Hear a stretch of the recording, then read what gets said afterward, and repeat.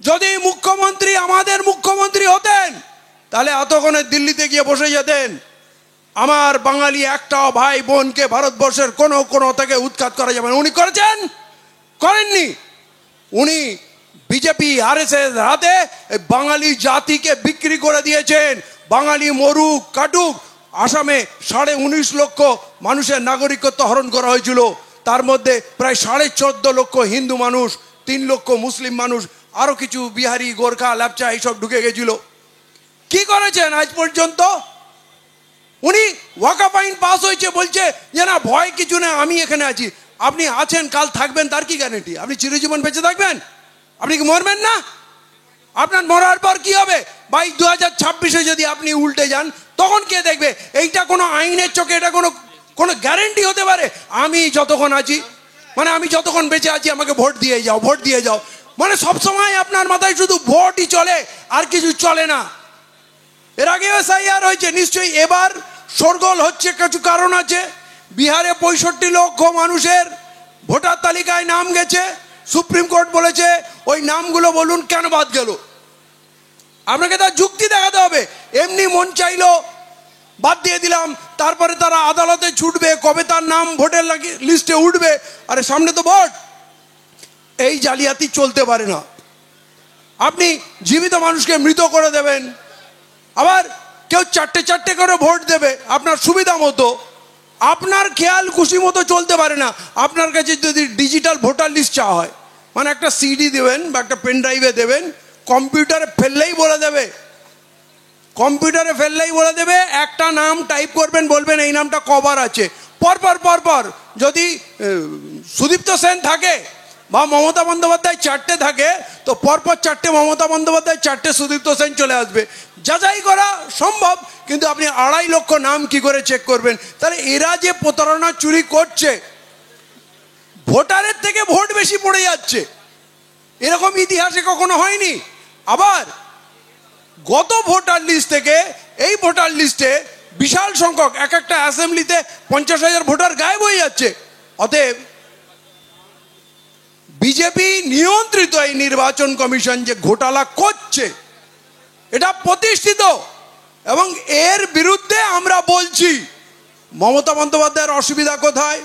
আমরা বলছি SC ST জাল সার্টিফিকেট পরে প্রকৃত যে SC STর অধিকারী তাদের অধিকার হনন করা হচ্ছে, তাতে মুখ্যমন্ত্রীর অসুবিধা কোথায়? আমরা মুসলিম লীগ কি করে হয়ে গেলাম? আপনি বলুন। এখানে যে বাঙালিদের উপরে আক্রমণ হচ্ছে পুরো ভারতবর্ষে, হ্যাঁ মুসলমানদের সংখ্যা একটু বেশি হতে পারে ওই আক্রমণে, কারণ মুসলিম লেবারও তো বেশি। তাহলে তাদের বিরুদ্ধে বাঙালিদের অধিকার নিয়ে, সুরক্ষা নিয়ে যদি কথা বলি, তাহলে মুখ্যমন্ত্রীর জ্বালা ধরে কি করে? আমরা বলছি এগুলোকে সমাধান করতে হবে। একজনও ন্যায্য নাগরিকের ভোটার তালিকা থেকে নাম বাদ দেওয়া যাবে না। একজনও বাঙালিকে ভারতবর্ষের কোনো কোণা থেকে উৎখাত, অপমানিত করা যাবে না। এটা লড়াই, এটা মিছিল করে তামাশা করার জায়গা নয়। আপনি বলুন, বাঙালিদের সুরক্ষার জন্য আপনি কি করেছেন? আপনি পালিয়ে আসতে বলছেন, যেটা কোনো যুক্তির কথা না। বাংলায় কাজ নেই। আমরা ওবিসি নিয়ে কথা বলেছি। ওবিসির ঘোটালা আপনি করে রেখেছেন, 14 বছরের ঘোটালা। 14 বছরে যদি মুসলমানদের ওবিসি তালিকার একটা সুনির্দিষ্ট সার্ভে করে যদি আদালতে জমা দিতে না পারেন, তাহলে গদি ছাড়ুন। আর যারা বলছে যে তোমরা তৃণমূলের বিরুদ্ধে কেন কথা বলছো, মমতার বিরুদ্ধে কেন বলছো, তোমরা দিল্লিতে করো, নরেন্দ্র মোদী বিজেপির বিরুদ্ধে বলো। আরে আমার এখানে রাজত্ব আছে তৃণমূলের, আমার উপরে অত্যাচার হচ্ছে, বঞ্চনা হচ্ছে তৃণমূলের, মমতার। তা আমি কামাকাই মোদীকে গাল দেবো? মোদী যে অন্যায় করেছে তার ব্যাপারে মোদীকে বলি, মমতা যে অন্যায় করেছে সে কথা মমতাকে বলবো না তো কাকে বলবো? ওবিসি ঘোটালার জন্য দায়ী কে? শ্রীমতী মমতা বন্দ্যোপাধ্যায়। মাদ্রাসাগুলোতে টিচার নেই, স্কুলগুলোতে টিচার নেই, হাসপাতালে ডাক্তার নেই, ওষুধ নেই। কাকে বলবো? নরেন্দ্র মোদীকে বলবো?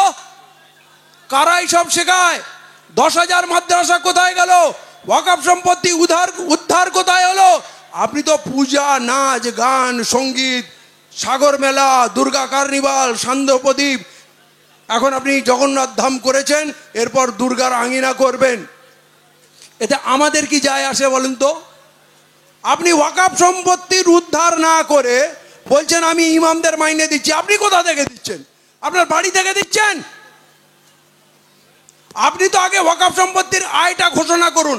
আপনি জানেন সব সরকারি দপ্তরের আয় ব্যয়ের হিসাব হয়।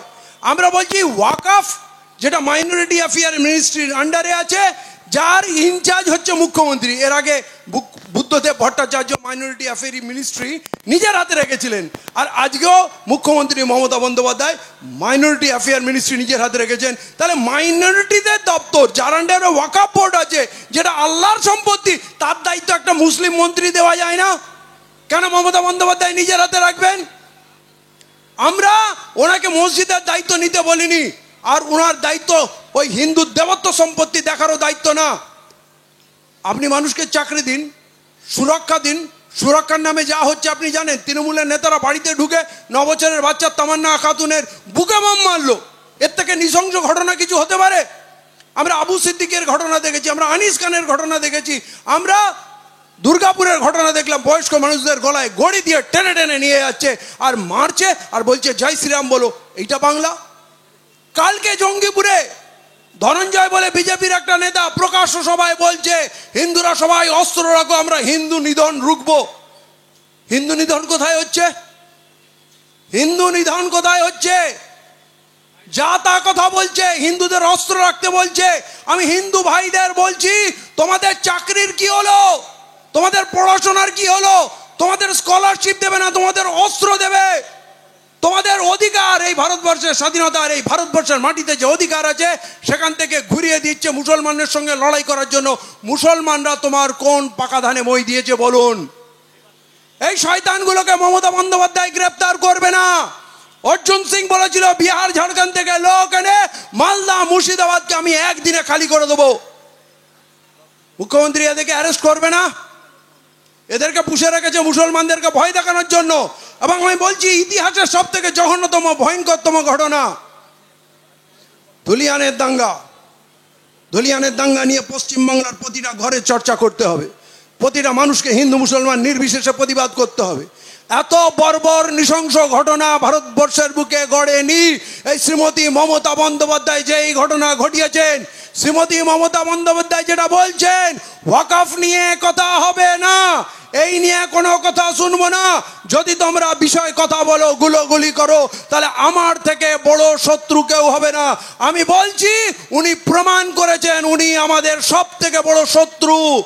ধুলিয়ানে ওয়াকফ নিয়ে মিছিল বেরিয়েছিল, সেই মিছিলে ঘোষেরা আক্রমণ করেছে। আজকে ফ্যাক্ট ফাইন্ডিং এ বহু এনজিও সংস্থা তথ্য প্রমাণ দিয়েছে, আজকে দিনের আলোর মতো পরিষ্কার। সেই দিন আরএসএস এর বাহিনী ওই মিছিলের উপরে আক্রমণ করে, তাতে পুলিশ গন্ডগোল দেখে গুলি চালিয়ে দিল। গুলি চালাচ্ছে বুকে, গুলি চালাচ্ছে কোমরে। 12 বছরের ছেলেকে গুলি করেছে, তার একটা 21 বছরের 22 বছরের ছেলে, তার একটা জাঙে গুলি লেগেছে, সে পড়ে গেছে। পুলিশ নল ঠেকিয়ে তার দ্বিতীয় জাঙে গুলি মারছে। এটা কার? বিএসএফ। এরা সুরক্ষা বাহিনী। এবং এই ঘটনা ঘটার পর 21 তারিখের পর, শুক্রবারের পর, শনিবার থেকে 11-র পর 12 তারিখ থেকে, শনিবার থেকে তারা কি করলো? বিএসএফ এর বাহিনী বানালো, চটিটা পরে নিল। চটিটা পরে নেওয়া মানে তারা আর বিএসএফ থাকলো না। তাহলে তারা কারা? সঙ্গে তো পুলিশ ছিল, শামসেরগঞ্জের পুলিশ ছিল।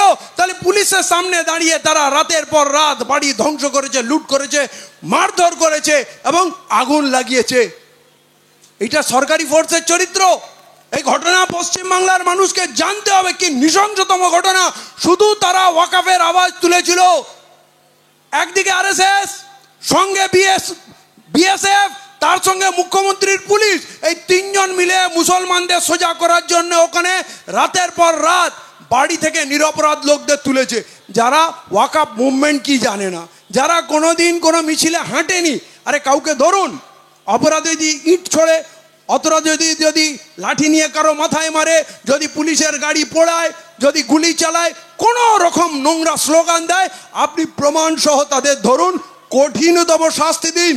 কিন্তু যে ওয়াকফ মুভমেন্ট বোঝে না, যে কোনোদিন আন্দোলনে মিছিলে যায়নি, রাতের পর রাত বাড়ি থেকে তুলছেন। আপনি জানেন 250-র ওপরে এফআইআর, এবং সেই এফআরএ ৬,০০০-এর ওপরে মানুষের নাম, এবং তার মধ্যে ৭৫৪ জন এখন জেলে আছে।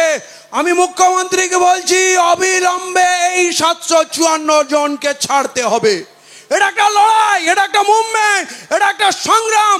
বাংলার প্রতিটা বঞ্চিত মানুষের, অত্যাচারিত মানুষের কথা আপনাকে বলতে হবে, প্রতিবাদ করতে হবে। আপনাকে শুধু বিজেপির ভয় দেখিয়ে ভোট নিলে হবে না। যদি আজকে আপনি চুপ থাকেন, আপনি বাড়িতে বসে থাকবেন, পুলিশ আপনাকে তুলে নিয়ে যাবে। যেভাবে কাশ্মীরে হয়, আপনাকে রাস্তা থেকে তুলে নিয়ে যাবে, বাড়ি থেকে তুলে নিয়ে যাবে। ১৪-১৫টা এমনকি সন্ত্রাসবাদী ধারায়, দেশদ্রোহিতায় ধারায়, অস্ত্র ধারণ করার ধারায়, সরকারি সম্পত্তি নষ্ট করার ধারায়, এমনকি পুলিশকে মারার ধারায় আপনাকে কেস দিয়ে দেবে। তার জন্য কোনো তথ্য প্রমাণ, কোনো সিজার লিস্ট দরকার নেই। আপনি কোথাও গিয়ে আর 4 মাস ধরে তারা জেল খাটছে। আপনারা এটা খুব সিরিয়াসলি নেন। এটা মুসলমানদের, শুধু মুসলমানদের ওপরে হচ্ছে, বাকি লোকদের চা পানি খাইয়ে থানা থেকে বিদায় করে দেয়। এই তুই যা ভাইপো, বাড়ি যা, ভাতি যা, বাড়ি যা। এই যে মুসলমানদের উপরে সন্ত্রাস, এটা একই কাণ্ড পাঁচলায় হয়েছে, একই কাণ্ড ধুলোগড়ে হয়েছে, একই কাণ্ড শামপুরে হয়েছে, গার্ডেন রিচে হয়েছে, বেলডাঙ্গায় হয়েছে, তেলেনীপাড়া, ভাটপাড়া, কাকিনাড়া, বারাসাত, আপনার ধুলিয়ান, এখন বেলডাঙ্গা। তার আগে এই প্রতিটা জায়গায় ১০০-১৫০ ছেলেকে গ্রেপ্তার করে, নিরপরাধ ছেলেকে গ্রেপ্তার করে।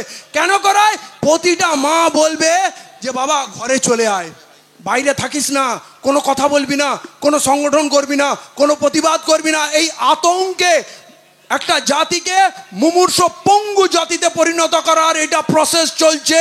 এর বিরুদ্ধে সবাইকে লড়তে হবে, নাহলে কেউ বাঁচবে না। আজ যে কজন আমরা কথা বলছি, কাল এই লোকগুলো দাঁড়িয়ে কথা বলার জন্য আপনারা পাবেন না। তাই আমাদের পিছনে দাঁড়ান, এই লড়াইকে শক্তিশালী করুন। শুধু বিজেপি এসে যাবে, বিজেপি আসবে, এই স্লোগান না। বিজেপি আসবে না। বিজেপি যখন পুরো ভারতবর্ষ জয় করে নিয়েছিল, তখনও বাংলায় টাম পায়নি। বাংলায় কিন্তু যদি আমার হিন্দু ভাইরা চাইতো, তাহলে ওই স্বাধীনতার শুরু থেকেই এখানে কিন্তু বিজেপি থাকতো। বিজেপি বেড়েছে তৃণমূলের রাজত্বে। কংগ্রেসের যুগেও বিজেপি ছিল না, সিপিএম এর ৩৪ বছরেও বিজেপি ছিল না। তাহলে মূল কারণ এই তৃণমূলকে আনার কারণে আমরা খাল কেটে কুমির এনেছি। উনি বিজেপিকে এনে আমাদের মাথার উপরে দাঁড় করিয়ে দিয়েছে। বিজেপিকে শেষ করতে হলে এই তৃণমূলকে শেষ করতে হবে, এটা পরিষ্কার বলে দিচ্ছি। তাতে যদি কারো ঝাল লাগে লাগবে, আমার কিছু যায় আসে না। আমরা কারো খাই না পড়ি। অতএব আপনাকে বলছি, ধুলিয়ানের যে সমস্যা, যে সন্ত্রাস, এখনই যদি রুখে দাঁড়াতে না পারি, তাহলে এরা ৬,০০০ কেন ৬০,০০০ লোককে গ্রেপ্তার করবে এবং এই মুসলমানদের মনে এমন একটা ভয় তৈরি করে দেবে, প্রত্যেকে তার বাচ্চাকে ঘর থেকে বেরোতে দেবে না। একটা পঙ্গু জাতিতে পরিণত হবে। এই মুহূর্তে যদি রিটালিয়েট করতে না পারেন, ঘুরে দাঁড়াতে না পারেন, তাহলে আমরা কোনো দিন ঘুরে দাঁড়াতে পারবো না। তাই আমি ধুলিয়ানবাসীকে বলছি, আমি ফারাক্কা, শামশেরগঞ্জ, সুতি, পুরো মুর্শিদাবাদের মানুষকে বলছি, আমরা আছি বাংলার মানুষ, তোমরা একা ভাববে না। পুরো বাংলার মানুষ গর্জন করছে। দরকার হলে আমরা মুর্শিদাবাদ কুচ করব। আমরা এই মঞ্চ থেকে এখানে থামবো না, প্রতিটা জেলায় যাব, বাংলার মানুষকে এক করব। আমরা জীবনপণ শপথ করেছি, আমরা প্রাণ দেব, গুলি খাবো, জেল খাটবো, শহীদ হব, কিন্তু থামবো না। আর মঞ্চের সমস্ত সাথীকে বলছি, এই মঞ্চ, এই জোট, এই ভাঙবেন না। মানুষ আসতে শুরু করেছে।